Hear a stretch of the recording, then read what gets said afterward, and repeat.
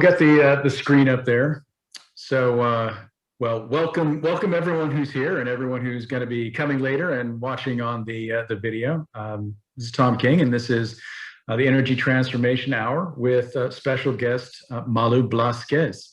So, Malu is currently the president of MB Consulting, and she has over 25 years of experience working in operations management, program and project management, and other related fields. You may know her from her work in government and in nonprofits. She was the executive director of Reimagina, Puerto Rico, and co-authored the Reimagina report for that organization and what was, I guess, previously known Resilient Puerto Rico. And she was also involved in the recommendations across different infrastructures from that, and in the design of the, I'm probably going to get this wrong, the resilient community hubs in island communities. She also did the tour at Roosevelt Roads, but we'll forgive her for that. And she's graciously become a board member at the Fundación Borincana this year. Malu, welcome. Thank you, Tom. Thanks for having me.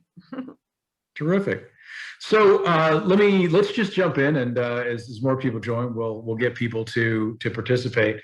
The process that you went through, after the storms and looking at rebuilding and reconstruction, and it led to the Reimagina Puerto Rico report.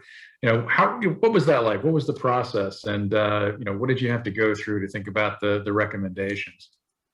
Yeah, I mean, it was a massive initiative and to be done in a very short time period, pressed for time, thanks to the support of some big foundations from the States, Rockefeller, Ford, and Open Society. Basically, we led an effort to gain input from a lot of sectors, sectors within Puerto Rico, professionals, community members, people from the government, to try to decide, how best to use these reconstruction dollars. And so we had multiple workshops and decided to develop recommendations for a stronger and more resilient Puerto Rico. And so we divided the effort in various sectors. One was energy, housing, economic development, physical infrastructure, natural infrastructure, and then the sixth section was health, social services, and education, kind of grouped together. So we did working groups for each one of these, and various sessions, and basically with input with all of these until in less than 6 months, we basically published 97 recommendations. And we not only published one general report that kind of summarizes the whole effort and the situation in Puerto Rico, but we also published a report for each of these sections, for each of these sectors, and in Spanish and in English. And so whoever's interested in finding out, what were the recommendations in natural infrastructure or in energy, I welcome you to take a look at these reports. They are at the grupocne.org website under Reimagina Puerto Rico, and you can find there all the reports that we produced. The good thing, these were recommendations that also had action items and even included possible sources of funding and possible entities who could implement them. They're not all for the government. Some of them could be implemented by private entities, by community groups, by businesses. So there's a mix. And we did this at a point where the government had the Puerto Rico government was required by Congress to submit a reconstruction plan. For the first time, they required this from a jurisdiction, as you probably know. And so we basically, our reports were used as reference by the government of Puerto Rico in developing their reconstruction plans. And so you'll find them as reference points. And so you'll probably ask, well, out of those 97, how many have been implemented? Or, we developed 17 of those 97 as priority ones. And A great deal of them have already been started. Some of them have been implemented in certain areas. And one of them is, one of our priority recommendations was develop resilient community centers throughout the island so they can support the vulnerable communities in times of disaster, in times of emergency. And I'm happy to report that is one of the recommendations that has been implemented because it has been implemented by nonprofits and foundations and community organizations, not by the government. So as you know, Puerto Rico has been assigned a great deal of funds for the reconstruction by the federal government. A massive amount, I think it's the biggest amount ever awarded after an emergency by the US government. But there's so much bureaucracy, here we are 3.5 years later, and things are just starting. As right now, they're just starting. These projects are starting to be designed, are starting to be contracted. So we're finally getting things going. That's right. That's right. And for those who don't know, Grupo CNE, CNA.org is the Center for a New Economy, and they're the preeminent think tank in Puerto Rico looking at policy. They put out some really good stuff that I think, unfortunately, it doesn't get enough viewing. And so I'd encourage people to actually go to their site.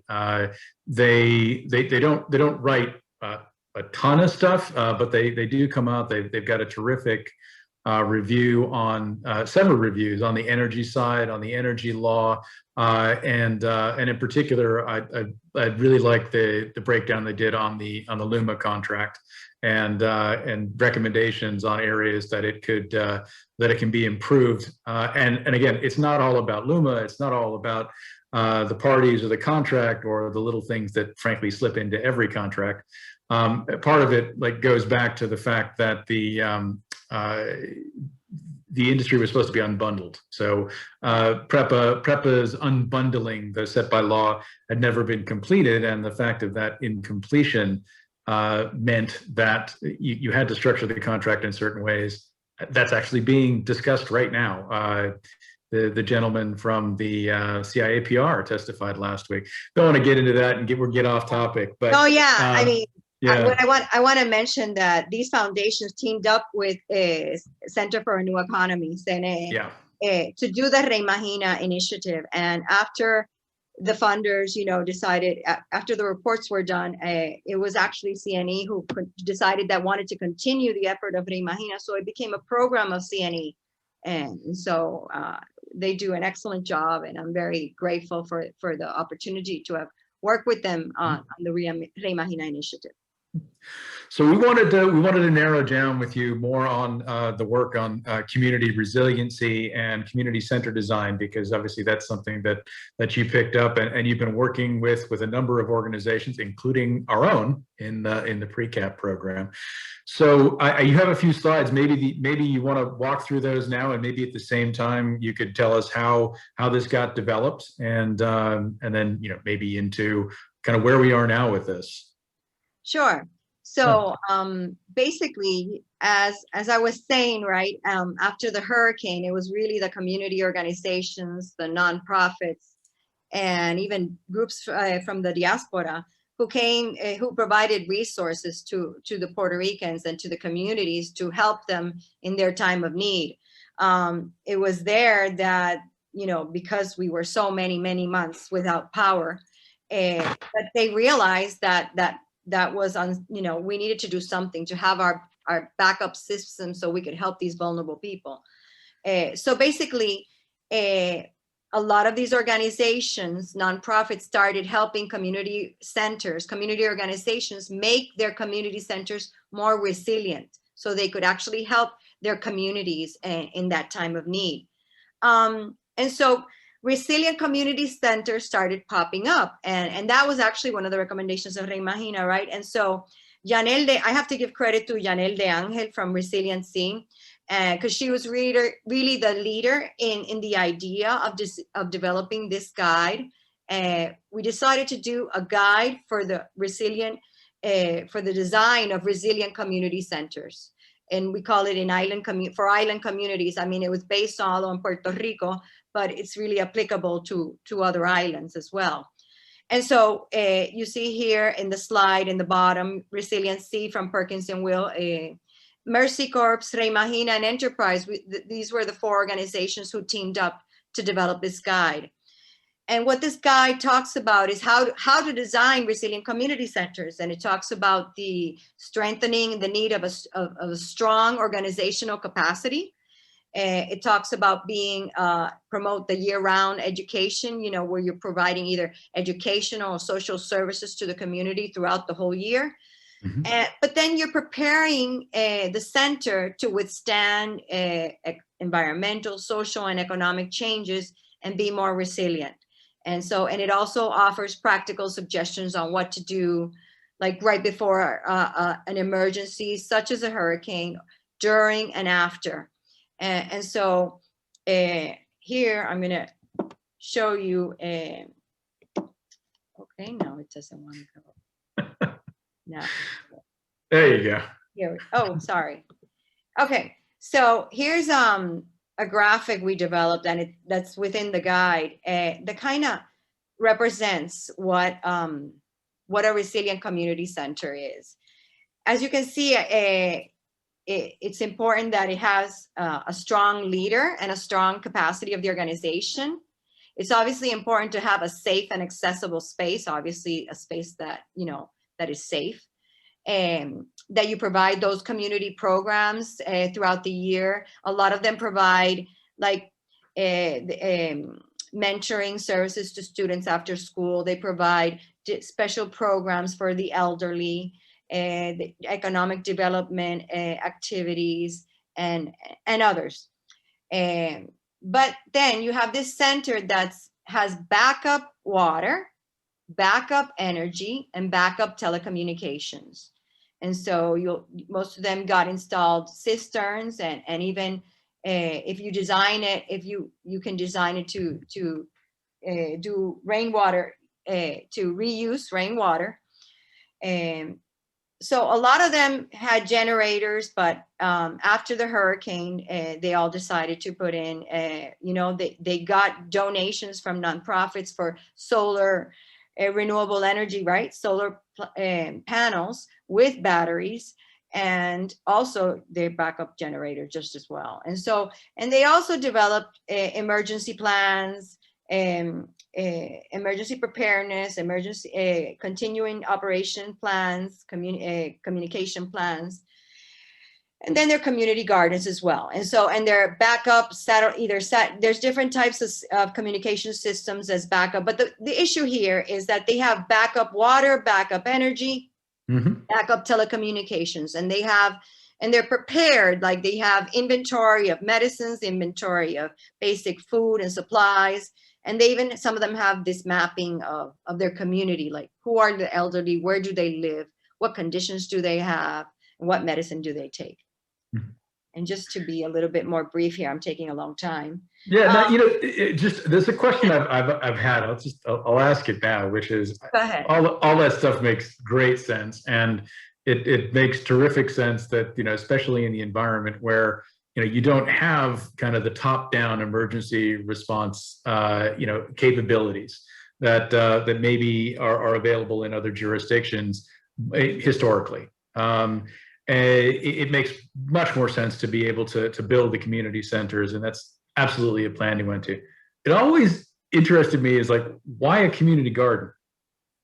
It just seems like an outlier as part of the plan. Not that it's not good to bring people together to grow food, do things, but you may have an emergency when things aren't growing. It's not like you can actually feed a lot of people in an emergency with a community garden. And agreed, Tom. I mean, the idea is not to feed, but the idea is to promote this and to get, to promote that people do it and implement it in their homes, in their areas. We need to foster that. Modular farming makes more sense to me. Well, as you know, because we talked about it in the last cohort with Pedro. But yeah, anyway, sorry. I just wanted to put that in there. No, yeah. Basically, and so just to finish off, I mean, the guide, the good thing about, it talks about community organization. It talks about how to operate the center. like what things you should do and what you need right before a disaster, during and after. And then it talks about the physical assets of what a resilient community center should be. And then at the end, we showcase different groups who have implemented. Not some of them are completely resilient, like Daguao, and others are in process and have just some parts, you know. So we have a little bit of everything, but these are, we showcase like 7 or 8 of these that we visited, and they talk about what they're doing, what their plans are, what they include. And so the idea is for these groups to share their stories, learn from each other, etc. One thing I want to point out, which is a very good thing that came out of all this, is that now the Puerto Rico Emergency Management Agency has established agreements with a lot of these. They realize that these centers and these community organizations are really good at distributing supplies in an emergency to their communities. So they're going through a process where they establish agreements with them. So after an emergency, they're supposed to bring the supplies to these centers and they will distribute in that community.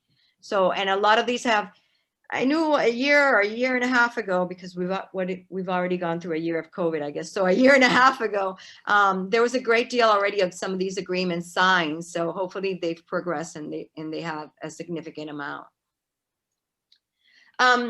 A lot of, as I said, I mean, a lot of resilient community centers have popped up throughout Puerto Rico.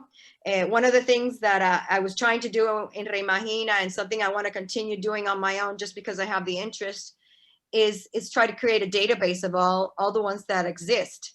I think is important. I want to highlight the fact Mercy Corps supported around 20 something of these, and Para la Naturaleza as well. They, in 2018 and 19, they supported about 20 community centers with backup water and backup energy. And now they're in the process of doing another 9 or 10. So those are 2 strong organizations that have done this. There are others as well. Resilient Power Puerto Rico supported some community centers. We also have other organizations, you know, apart from community centers, we have, you know, one of the recommendations is to develop, you know, to install backup energy systems in critical facilities such as hospitals and schools. And so a lot of that has happened from other nonprofits as well, like American Red Cross, Rocky Mountain. You know, they had a plan to install that in over 100 schools. And so I know that great progress has been achieved on that. Yeah. So what do you think where do you think these guys are now? And I think one of the questions that, well, it's certainly a secondary order question, but it's an important one, which is about the sustainability of these groups that have actually, you know, gotten help, gotten you know, some of these things gifted or installed, etc. They're good for a few years, and you know, they have the ongoing support of Mercy Corps and Para la Naturaleza. But you know, one of the things that we see is, and I've seen certainly in other markets, is you bring this stuff in, it's great for 2 or 3 years. As soon as it becomes a burden or starts falling apart, they'll be right back to, you know, plugging in the diesel generator, because that they understand. How do, you know, what part of the plan or what part of the program, or is this something we need to continue to work on? No, obviously, that part of the equation, I don't think, you know, operations and maintenance, I do think they were trained in the sense, you know, they were giving a training, but after the installation and everything, and maybe how to clean them and everything, but that was it. So that's something that I know in Fundación Borincana we're looking to do. And so I think there's a great opportunity there for Fundación Borincana to help these community centers prepare for operations and maintenance, and maybe, you know, support them in that effort. Because yeah, as you said, it's very important. And batteries are gonna, you know, they only last an X amount of time. So they're gonna have to find the resources, or you know, find the plan to how do you say, substitute once the you know, once they don't work anymore after X amount of years. Yeah, I mean, yeah, basically replacing the panels, substituting, different types of batteries, updating it, and doing it, on the basis of they'll be forced to do it more on a commercial basis as a counterparty. Doesn't mean that they won't be subsidized. Doesn't mean that, but then you're back to competing for resources, and so yeah.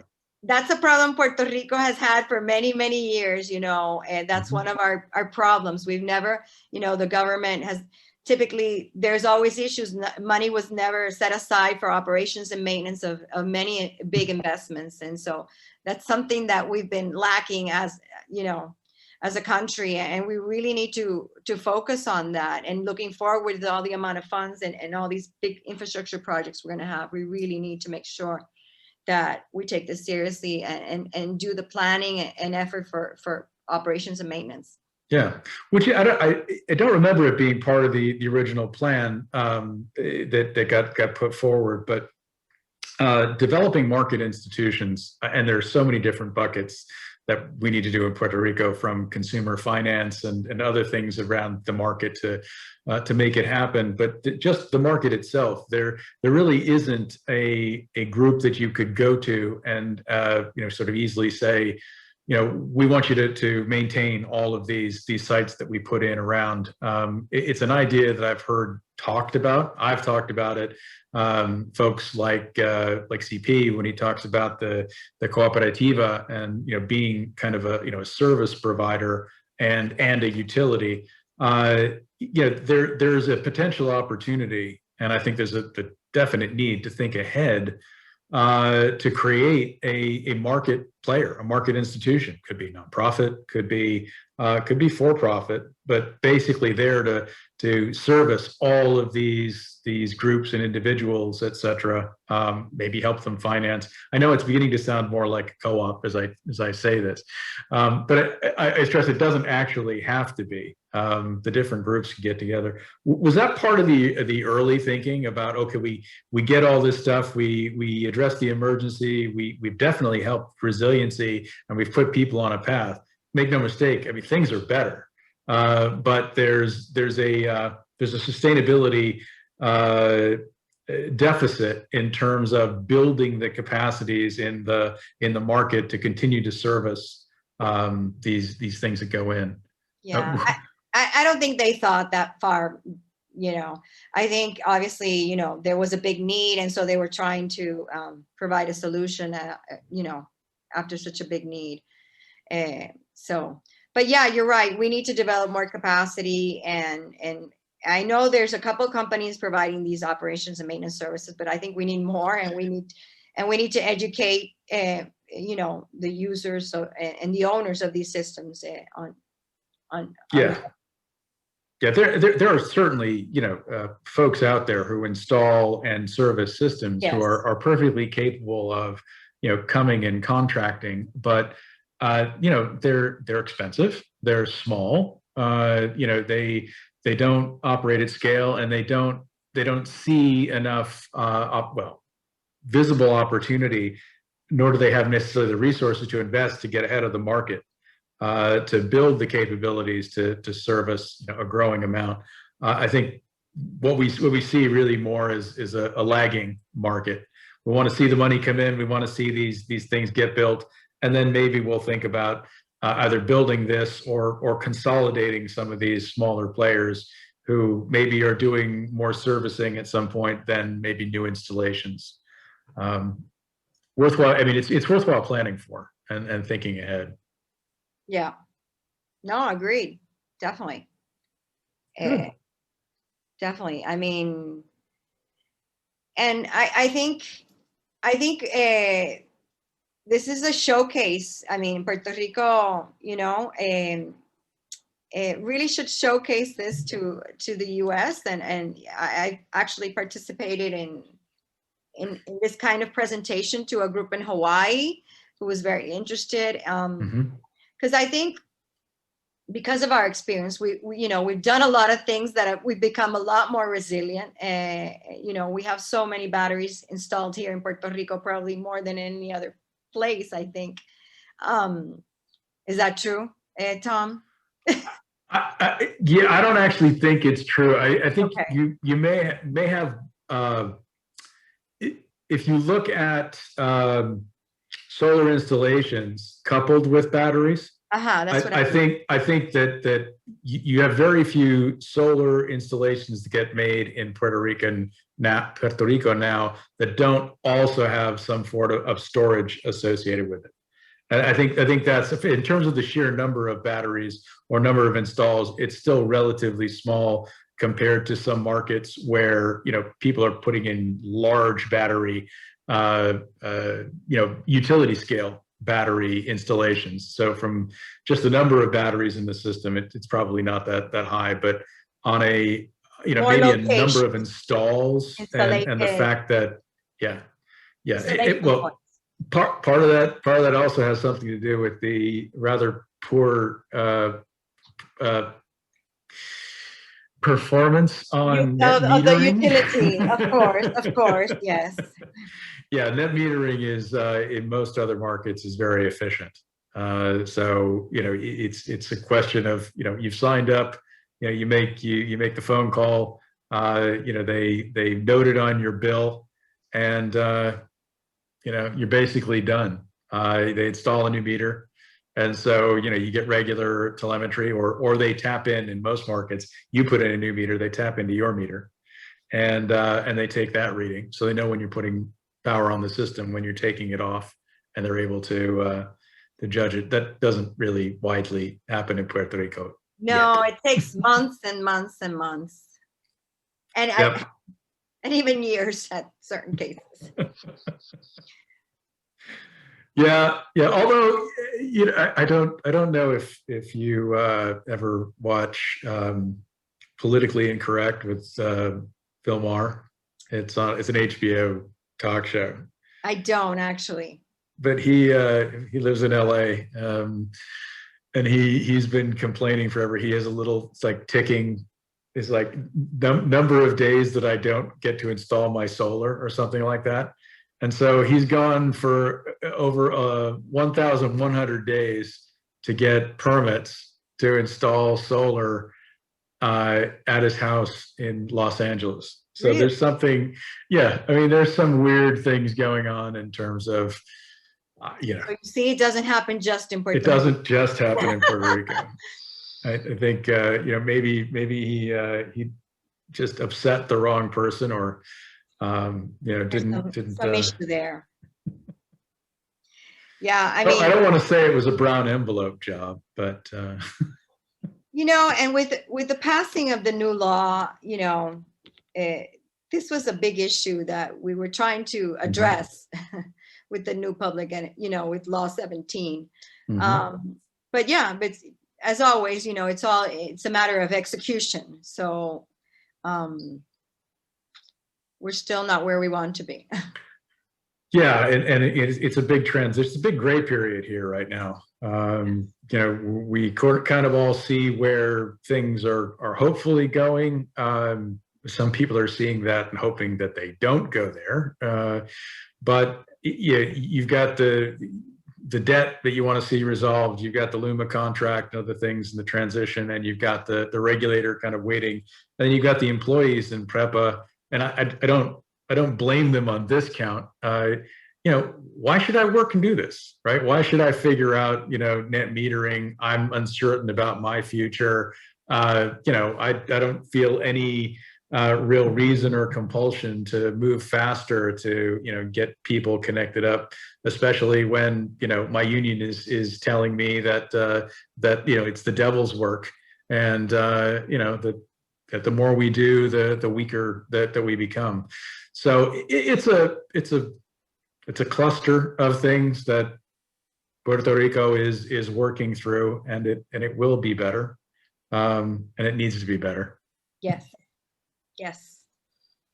Oh. Well, we do have a few people have joined, so thanks. We like to open these things up and give people a chance to ask questions, or give our guests a chance to ask questions of people who are here. It's a free-for-all. So I don't know if people are on. I don't know if people have put anything in the chat. I see. I mean, I can see. You can. By the way, you can turn your cameras on if you're not shy about showing yourself. We get to this point.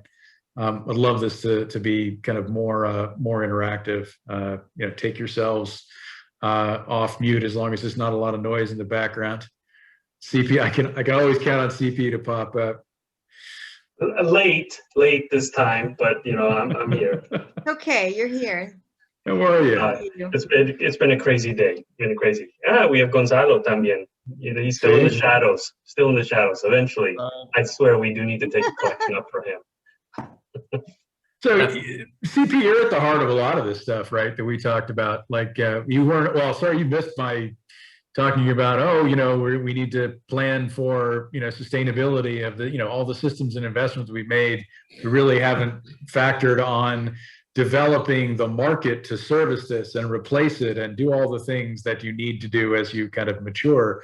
I said, actually, I think I used your name and I talked about, the issues that you're dealing with, trying to build the capabilities of a utility and build the capabilities of the market to do that. So, I don't want you to take up the rest of the session necessarily, but if you have a question or a comment, actually, we'd love to hear from you. What I had was, I've never had the opportunity to have some time with Malu to explain her experience getting the Rosie Roads project up and running and how that worked. And I'd be very interested because I don't think that there's enough coverage of that, how did she fall into that?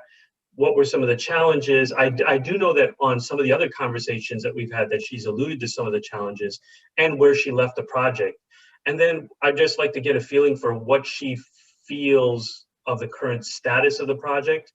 And, emotionally, does she feel good about where it's going? Does she not very pleased about it? I mean, I'd like to get that insight from Malu. Sure. Yeah. When I accepted the position of executive director of the redevelopment of Roosevelt Roads, I didn't know what the hell I was getting into. Okay, that's good. An honest answer. I can share that sentiment completely with everything that I've done. It is the most difficult job, obviously, that I've ever had. On a lot of fronts, dealing with the government. Limited resources, very limited resources. That's what I remember you talking about, was how few people you had and where you were able to grow it. I had a budget of less than $1 million. Whoa. To develop and maintain 3,400 acres. Okay. I think that just smells like success written all over that. Doesn't it? And so I have the record of the director who's been there the longest. I was there for the whole 4 years. I made a commitment, and so I did it. And I would have stayed. Actually, I was completely involved in it. So if we wouldn't have changed government, I would have stayed another 4 years because, as you probably know, it takes a while to get things going and moving, and so 4 years really isn't enough. And that's been, one of our problems. We keep changing. And in the administration before I went, there was like 5 executive directors in 4 years. So there's no continuation, and there's, so it makes it very difficult. And we actually receive more federal funds than local funds when I was there, and I was able to increase the federal funds. But the issue with Roosevelt Roads, nobody understands why it's taking so long, and it has such incredible potential. And the truth is that when the Navy stopped operations, that was in 2004, but they didn't transfer the lands immediately or even close. It took, when I was there, which is almost 10 years later, that's when the transfer of lands finalized. So it took 10 years just to transfer the lands from the federal government to the Puerto Rico government. And so 10 years had passed. The Puerto Rico government had put no money and no funds into operating, into maintaining. So everything was falling apart. Roosevelt Roads has its own water plant, and it's literally falling apart. It was falling apart. And so the electric lines, so we have our electric lines, and they don't the system really, it's serviced by Prepa, but it doesn't really belong to Prepa. So it wasn't being maintained either. So, you know, all these things, and obviously there's a lot of course raises the cost for anybody that wants to come in and makes it less attractive.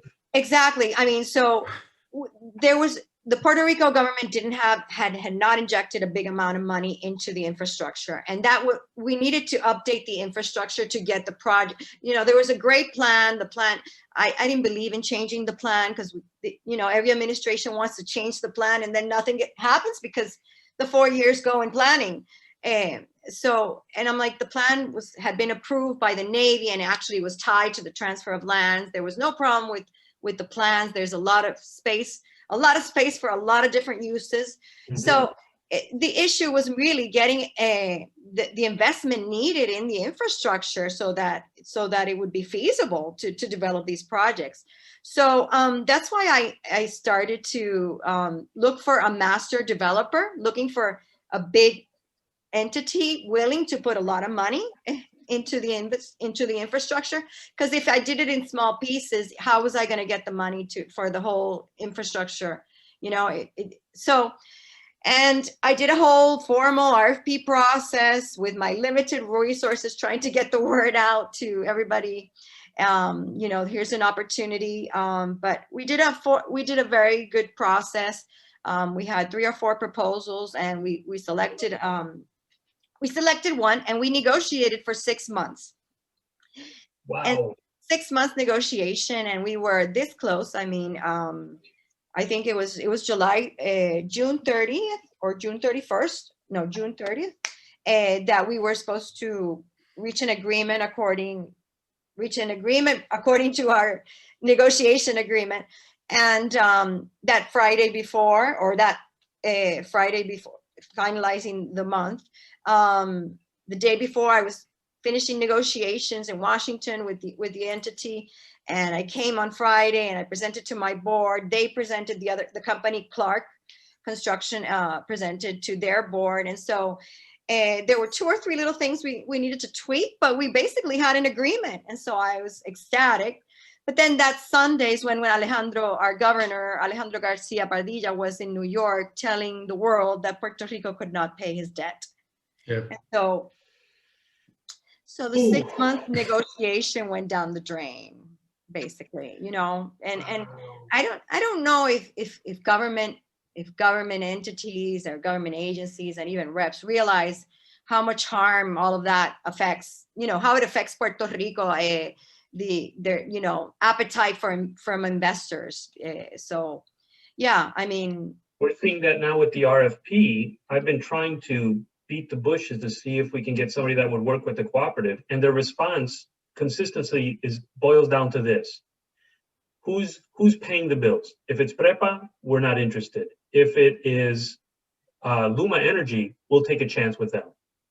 And that means that Puerto Rico is not open for business. Luma's gonna get paid from Prepa. I mean, yeah, but I think they're thinking that Luma will have its own credit source or something like that. You know, they may think that. I mean, Luma isn't really going to have its own credit source, but part of the transition, and other people are complaining about, right? They upped the working capital requirement. To basically, while things are transitioning, have credibility. Some of that capital they talked about is already in there, but they wanted, I think, 4.5 months, right, of working capital available. And the fact that, there's almost 300 million, maybe it's close to 400 million kind of wrapped up in prepayments for oil, right? A huge amount, because no one will take credit. So you actually have to prepay for a lot of that stuff. I think the belief, and I would definitely be in there with them, right, which is, if it's clear that there's somebody like Luma who's going to be working to make sure that people get paid, even if everything else stays the same, then I'm willing to kind of get in there. That's a good way to distill it, Tom. That basically it's the risk appetite. They're willing to gamble on Luma making something work out, as opposed to going head to head with Prepa and not wanting to deal with the organization anymore. That's a sad comment that, like from Malu's period, that essentially tanked that and here we're talking 6 years later, 7 years Yeah, later. I mean, and so, and then I went to negotiate with the second best, but they didn't have the financial capacity that we were looking for. And so we did develop, small contracts, and we did, we had, in the process, we were still developing small projects that are there today. But yeah, I'm happy to say that they have been working on, in the last administration, on several projects and several contracts. And it seems like now, thanks to the federal funding, there's a significant amount of projects identified in Roosevelt Road. So obviously the federal funding will help again. So you have hopes for the project at the end of the day? I do. And the lady, Nilda Marchand, who's leading the agency, was my project manager. I hired her. That's great. She's great. And so I'm happy. So your baby is still going on? Yeah, somewhat. Somewhat. Well, toddling in a very awkward way, but there's hopes it'll start walking. Yeah. So what, trying to turn it back to kind of resiliency and community a little bit, there are lessons here for that. There are lessons here in, CP, you talked about, the VPP and to get virtual power plant, right? So demand response bit, larger in different ways. This could be a program to reduce capacity or demand in event, or it could be a battery supply or a combination of the both. There are other ways to do this too, but in the last RFP for people who are not in the know, there was also a request for proposals for virtual power plants.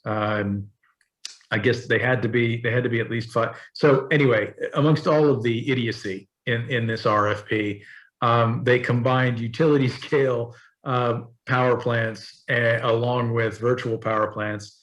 They also set, I think, a minimum of 5 megawatts. Is that right, CP? Yeah. So 5 megawatts for the VPP. Yeah. So for a virtual power plant, you've got to be able to shed 5 megawatts of load or deliver 5 megawatts of, say, power onto the grid. It sounded like water, Tom. Just water. Yeah.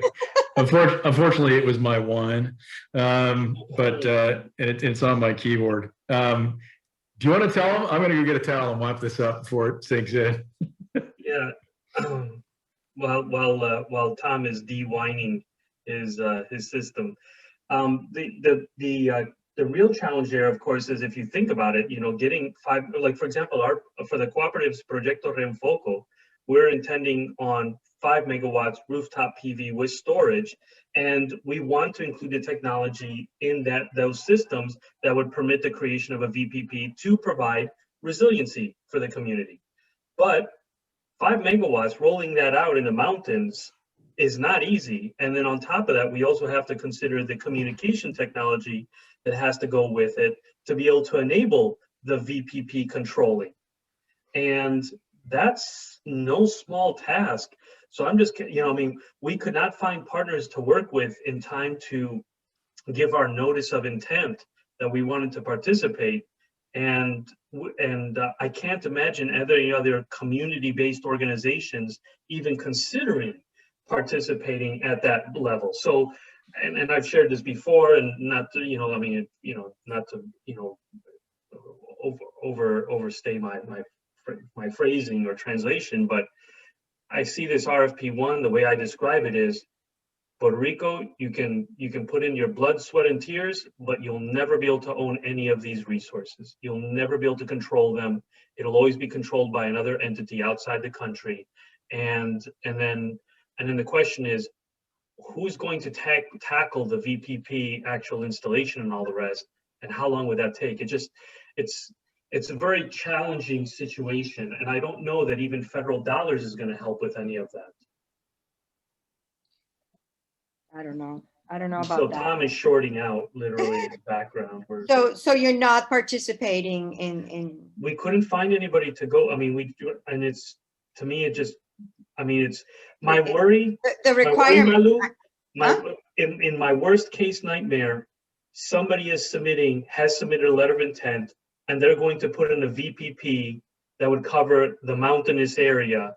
And then between La Autoridad de Energía Eléctrica, the director is saying that, oh, we're not going to do the hydroelectric plants. We're going to use the FEMA money to do that. So we're not going to put an RFP out. That takes that off the table. Then somebody comes in, tries doing a VPP in the region connected up to distribution centers.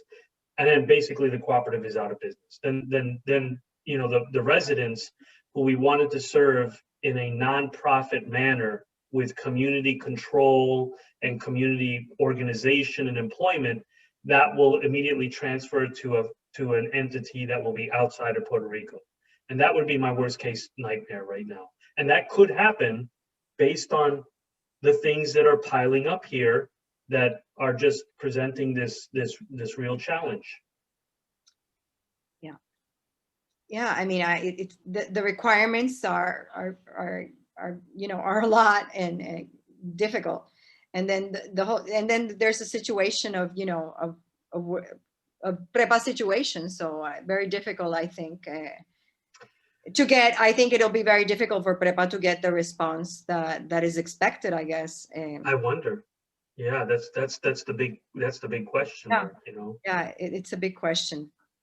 It's really, I mean, the whole situation with the fact that we passed this aggressive renewables law, and and everybody's it seems so many people and doing the IRP and having the bureau back up, and you say no, we got to go with more renewables, But then we have this situation where the Fiscal Control Board halted negotiations of a whole bunch of projects that were in the works for many years. Just really sets us back a great deal. And I mean, it seems like it sets us back, Malu. But honestly, I believe that this is all the tail end of bad management from PREPA.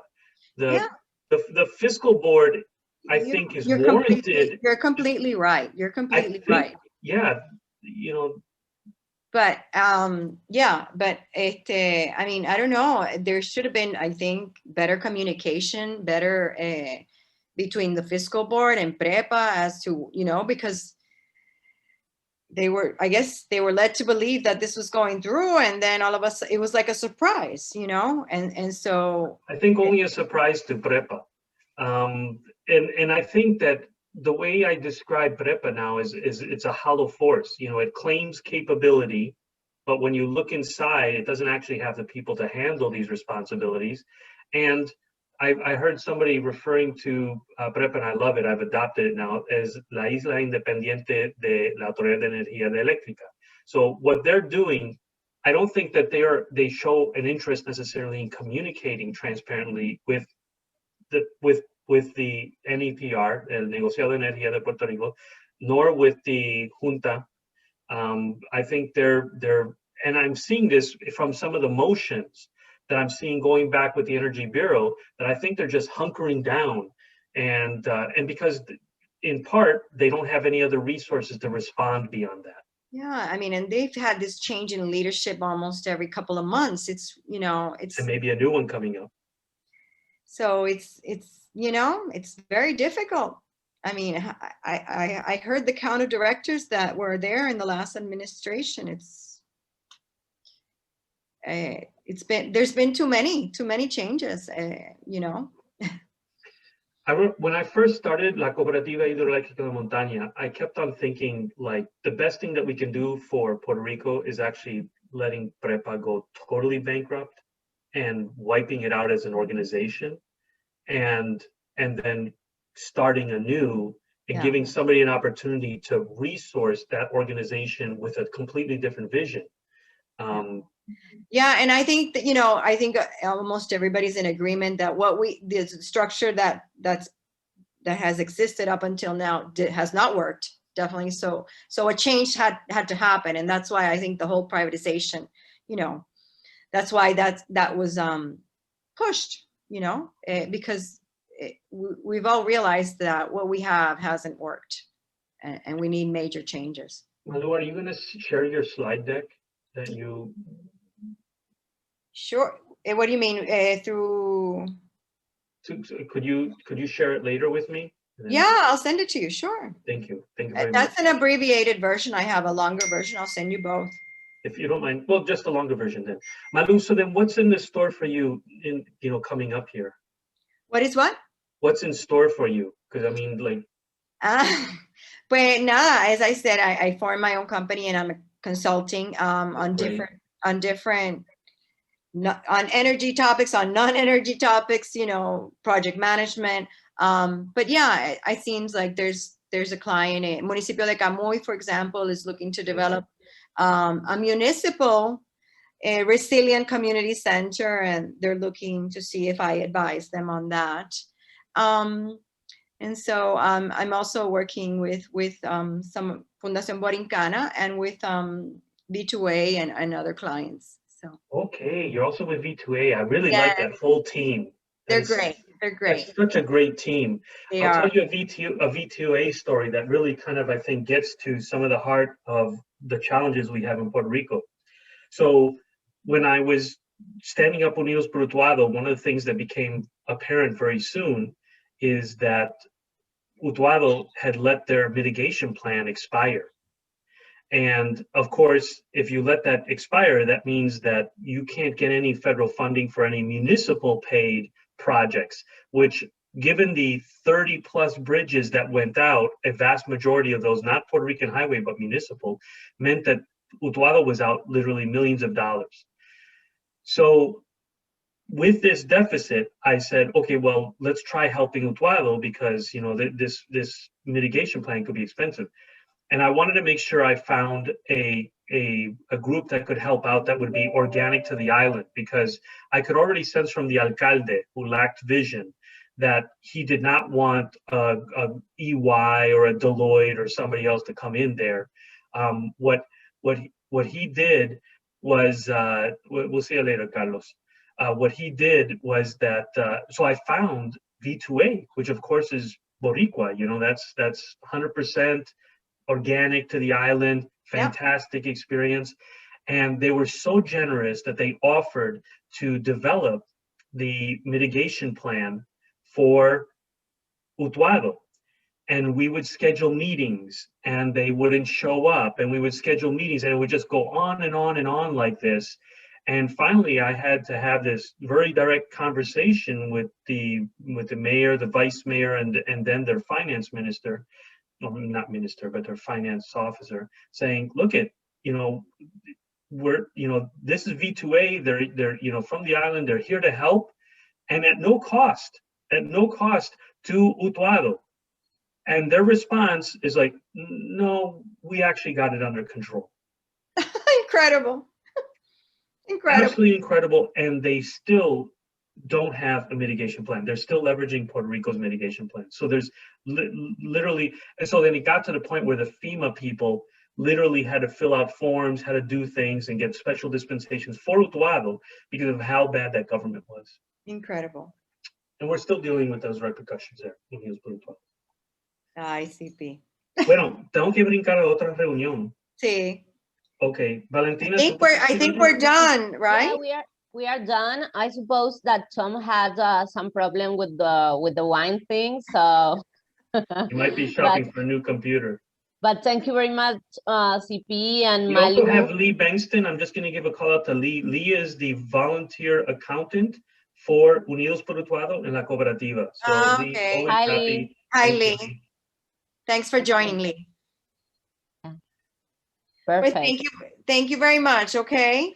Thanks to you, and great call, a great conversation, Malu and CP, and I'm looking forward to keep listening about this last topic that you were talking about, collaboration.